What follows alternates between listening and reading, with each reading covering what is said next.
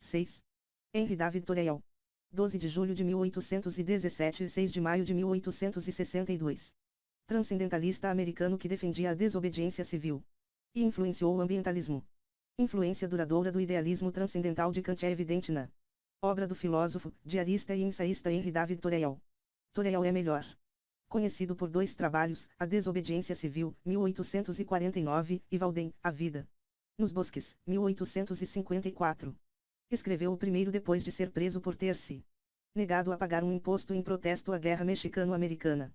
1846-8, seu ensaio lançou as bases para a resistência pacífica ao governo, baseada na consciência, preparando o terreno para líderes dos direitos humanos no século XX, como Mohandas Gandhi, de 1869 a 1948, e Martin Luther King, 1929-68.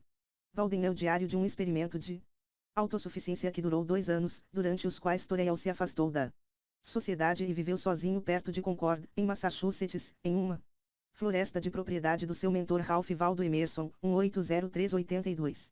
Em Walden, Thoreau reflete sobre o lugar do homem em relação ao Estado, à sociedade, à natureza e a si mesmo. Transcendentalismo.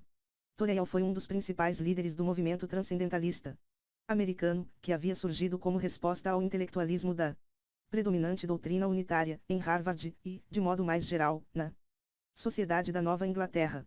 Os americanos transcendentalistas resistiam aos ensinamentos da Igreja e defendiam uma intuição individual que levaria a um estado de transcendência espiritual sobre o mundo físico. O transcendentalismo era um movimento anti-empirista. Um dos fundadores do transcendentalismo foi Ralph Waldo Emerson. A filosofia de Thoreau não pode ser entendida se apartada de Emerson, que viajou pelo continente europeu em 1832, antes de procurar alguns dos mais importantes intelectuais britânicos de sua época, incluindo William Wordsworth, Samuel Taylor Coleridge, John Stuart Mill e o satirista e ensaísta escocês Thomas Carlyle. Wordsworth, em particular, havia sido impregnado pelo idealismo transcendental de Kant, e seu longo poema de Prelúdio.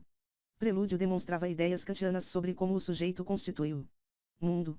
Embora Emerson e os transcendentalistas americanos rejeitassem o empirismo de Mill, eles aderiram à sua teoria de justiça, com sua ênfase na resistência individual ao controle do Estado, assim como suas posições contrárias à escravidão e a favor da emancipação feminina. Carlyle introduziu Emerson à obra de Johann Wolfgang von Goethe e o encorajou a perseguir ideais transcendentalistas em uma época de racionalismo e ceticismo crescentes. Revigorado por sua jornada europeia, Emerson voltou aos Estados Unidos, onde exerceria papel importante como agente literário de Carlyle. O trabalho de Emerson não é sistemático, em vez disso, foca assuntos recorrentes que caracterizam a tradição americana, com atenção especial para os temas do individualismo e da liberdade. Como transcendentalista, Emerson tem como tema a relação do homem e da sua alma com o mundo natural, um tema que viria a ser explorado por Thoreau. A obra mais conhecida de Emerson é o ensaio Self-Reliance e Autossuficiência, 1841, no qual ele pressagia o experimento de Thoreau em Walden. Existe um momento na aprendizagem de todo homem quando ele atinge a convicção de que inveja é ignorância, que imitação é suicídio, que ele precisa considerar a si mesmo, tanto para melhor quanto para pior, de acordo com o seu destino, que embora o vasto universo esteja repleto de coisas boas, nenhuma semente nutritiva de milho pode chegar a ele senão pelo trabalho que ele emprega no pedaço de terra que lhe é dado para lavrar. Na época em que Emerson escrevia, os Estados Unidos estavam em sua infância, de muitas maneiras, ainda eram dependentes da Europa no que dizia respeito à cultura. Emerson, e depois Thoreau, começaram a inverter essa tendência. O exemplo mais convincente é a influência que Emerson exerceu sobre Friedrich Nietzsche, de 1844 a 1900. Aqui nos deparamos com um filósofo nascido e criado nos Estados Unidos, influenciando um pensador do velho mundo que conquistaria lugar no primeiro time do pensamento alemão e cujo trabalho continua sendo amplamente lido. Os diários de Nietzsche lembram sua admiração por Emerson e contém passagens dos ensaios História e Self-Reliance e Autossuficiência, que ele copiou de traduções alemães. Estudiosos descobriram recentemente mais de uma centena de referências diretas a Emerson nos cadernos do filósofo, e a influência em seu livro, A Gaia Ciência, 1882, foi significativa. Com Emerson, os Estados Unidos já não eram meros importadores de cultura europeia, agora, eram também exportadores. O trabalho de Emerson é um marco significativo no amadurecimento intelectual da América. Walden e metodologia. Após se formar em Harvard, em 1837, Torrell trabalhou sem sucesso como professor escolar por vários anos, até ser empregado por Emerson como tutor de seus filhos. Ele assumiu também as funções de editor, jardineiro e empregado polivalente de Emerson. Torrell enxergava o trabalho físico ou intelectual bem feito para si mesmo ou devidamente recompensado pelo empregador como uma atividade transcendental. Prefigurou a teoria da alienação de Marx, segundo a qual o trabalho perde seu valor em si para o sujeito e se torna uma atividade forçada que precisa ser praticada para atender a necessidades materiais. Com efeito, a necessidade é um tema central de Walden. O experimento de Torrell de uma vida simples em uma floresta próxima às margens do lago Walden começou em 4 de julho de 1845 e durou 2 anos e 2 meses. Seu método é reduzir-se à posição de um sujeito desprovido de confortos materiais que precisa recriar seu lugar na natureza. Nesta condição, Torrell redescobre as necessidades básicas do homem: abrigo, comida e sociedade. Ele se põe a fazer essas coisas para si próprio, construindo uma casa pequena e colhendo sua própria comida.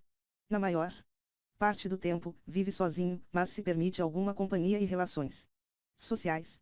Ao relatar seus pensamentos e ações, Torrell identifica e elabora temas que se tornariam centrais para a filosofia do século XX, como o papel do sujeito na observação científica e a natureza da interação do homem com o meio ambiente. Ele prefigurou o interesse do Ocidente de finais do século XX na filosofia indiana com suas leituras do Bhagavad Gita, 100 a.C., e do Código de Manu, 500 a.C., cujas influências podem ser identificadas no Walden. Os métodos de Torrell para explorar a necessidade no Walden são singulares.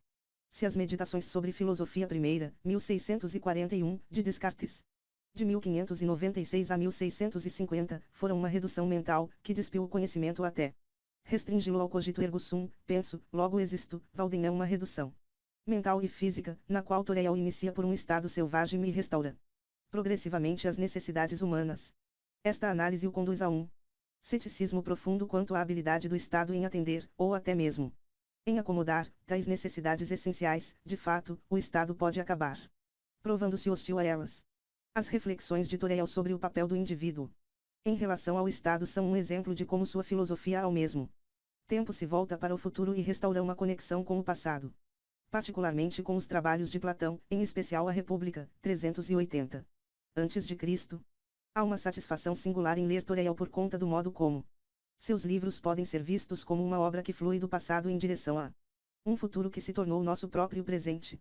O ambientalismo deve muito, não somente ao trabalho filosófico de Torrell, mas também às suas observações científicas como naturalista, sobretudo no que diz respeito à dispersão de sementes e regeneração florestal, um interesse especial seu. Depois que ele iniciou acidentalmente um incêndio florestal que consumiu 300 acres de mata. Desobediência civil. Em 1848, Torrell apresentou uma série de palestras intitulada Os Direitos e Deveres do Indivíduo em relação ao governo, cujas ideias centrais apareceriam em seu ensaio Resistência ao Governo Civil, que teve o título alterado para a Desobediência Civil em 1849. A desobediência civil é uma defesa clássica da consciência que descreve resumidamente a visão de Torrell de que uma fronteira precisa ser estabelecida entre o dever do indivíduo e as demandas do Estado.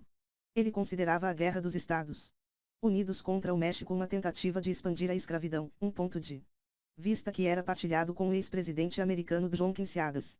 De 1767 a 1848, como consequência, Torrell recusou-se a pagar um imposto e foi encarcerado por uma noite em junho de 1848. Parece que uma tia pode ter pagado o imposto e assegurado a libertação de Torrell da cadeia, o que leva a crer que ele teria preferido permanecer lá por mais algum tempo.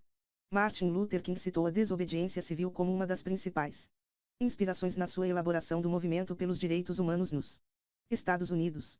O ativista de direitos humanos indiano, Mahatma Gandhi, considerava a obra um texto-chave não somente por sua lógica irrefutável, mas também porque documentava um plano de ação, assim como um modo de pensamento, determinando um exemplo de como confrontar o poder do Estado efetivamente e de maneira pacífica.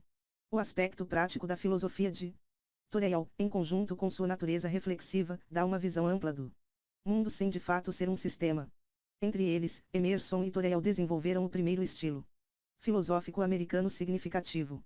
Embora o transcendentalismo possa ter perdido seu apelo ao longo dos séculos, os americanos ainda encontram no trabalho desses dois homens uma expressão de ideias sobre as quais sua nação está fundada, individualismo, autossuficiência e autodeterminação. Um governo é, na melhor das hipóteses, um recurso conveniente. Mas a maioria dos governos é normalmente e todos são em algumas ocasiões inconveniente. As objeções que foram colocadas contra um exército permanente, e elas são muitas e de peso, merecendo prevalecer, podem também, enfim, ser colocadas contra um governo permanente. O governo em si, que nada mais é do que o modo que o povo escolheu para executar sua vontade, é igualmente propenso a ser abusado e corrompido antes que o povo possa atuar por seu intermédio.